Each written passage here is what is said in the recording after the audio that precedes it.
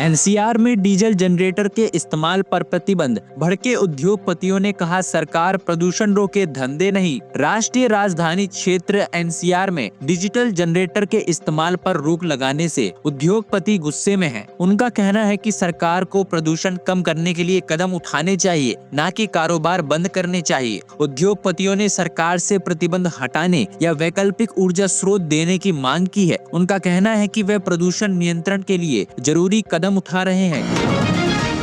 Diabetes, मोटापा या गंभीर बीमारी वाले लोगों को यूएस में नहीं मिलेगी एंट्री। ट्रंप ने दिया बड़ा आदेश। अमेरिका ने अपनी वीजा नीति में बड़ा बदलाव किया है, जिसके तहत मोटापे, डायबिटीज या दिल की बीमारी जैसे गंभीर बीमारियों से पीड़ित विदेशियों का वीजा रद्द किया जा सकता है। इस नई गाइडलाइंस का उद्देश्य ये सुनिश्चित करना है कि अमेरिका में रहने वाले लोग सरकारी मेडिकल खर्च का बोझ न बढ़ाएं। अब वीजा अधिकारी आवेदकों और उनके आश्रितों के स्वास्थ्य जोखिमों को देखते हुए वीजा अस्वीकृत कर सकते हैं।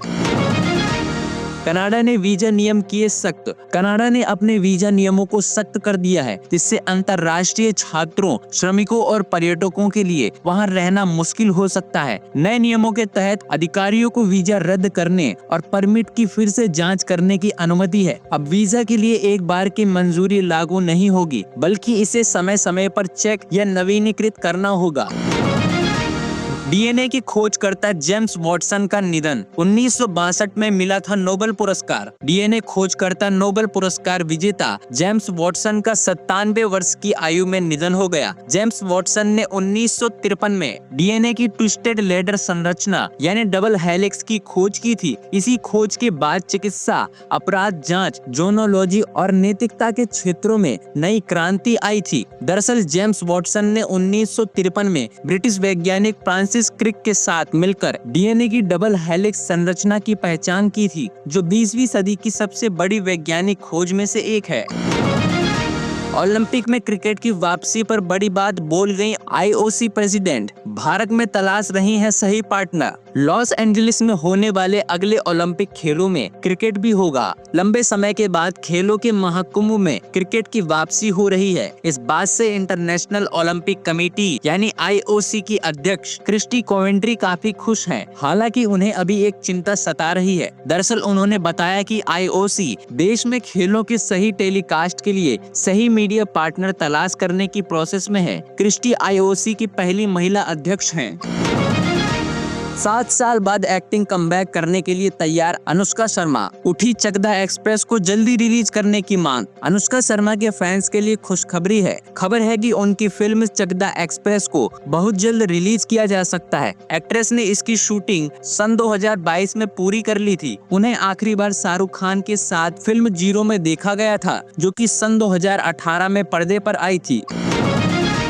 कोणार्क के सूर्य मंदिर में अब ये नहीं कर पाएंगे पर्यटक। एएसआई ने लगाई रोक। ओडिशा के कोणार्क सूर्य मंदिर के नाट मंडप पर पर्यटकों के चढ़ने पर रोक लगा दी गई है। भारतीय पुरातत्व सर्वेक्षण एएसआई ने सुरक्षा कारणों से यह फैसला लिया है। अब पर्यटक नाट मंडप के बाहर से ही इसकी सुंदरता देख पाएंगे, क्योंकि एएसआई ने चारों तरफ बैरिकेड लगा दिए हैं। नाट मंडप की संरचना कमजोर होने के कारण ये कदम उठाया गया है। अमृत भारत के यात्री भी टिकट के साथ बुक कर सकेंगे खाना। एक क्लिक में मिलेगा सब कुछ। अमृत भारत ट्रेन के यात्रियों के लिए खुशखबरी है। अब वे टिकट के साथ ही ऑनलाइन नाश्ता और खाना भी बुक कर सकेंगे। रेलवे बोर्ड ने स्लीपर श्रेणी में प्रीपेड कैटरिंग सेवा शुरू करने का निर्णय लिया है, जिससे यात्रियों को किफायती और गुणवत्तापूर्ण भोजन मिलेगा। आईआरटीसी और क्रिस मिलकर इसकी तैयारी कर रहे हैं। शाकाहारी और मांसाहारी भोजन के विकल्प उपलब्ध होंगे। दिल्ली सरकार शुरू करेगी अटल कैंटीन। सिर्फ 5 रुपए में मिलेगा भरपेट भोजन। दिल्ली सरकार जल्द ही अटल कैंटीन शुरू करने जा रही है, जहां गरीबों को सिर्फ 5 रुपए में भरपेट भोजन मिलेगा। इस योजना का उद्देश्य जरूरतमंदों को सस्ता और पौष्टिक भोजन उपलब्ध कराना है। मेन्यू में दाल, चावल, सब्जी और रोटी जैसे व्यंजन शामिल होंगे, जिससे कोई भी गरीब भूखा न रहे। पीएम मोदी ने दी देश को 4 वंदे भारत ट्रेन की सौगात, 2 यूपी से चलेंगी। प्रधानमंत्री नरेंद्र मोदी ने वाराणसी से 4 नई वंदे भारत ट्रेनों को हरी झंडी दिखाई है। ये ट्रेनें देश के विभिन्न कोनों को जोड़ेंगी, जिनमें वाराणसी से खजुराहो, लखनऊ से सहारनपुर, फिरोजपुर से दिल्ली और बेंगलुरु से एर्नाकुलम मार्ग शामिल है। इन ट्रेनों से यात्रा का समय कम होगा, जिससे पर्यटन और अर्थव्यवस्था को बढ़ावा मिलेगा। तो देश हो या विदेश, पॉलिटिक्स हो या वायरल वीडियोस, सब कुछ मिलेगा एक ही जगह पर। तो बने रहिए हमारे साथ और चैनल को सब्सक्राइब करना बिल्कुल ना भूलें, क्योंकि यहाँ हर पल कुछ नया होता है।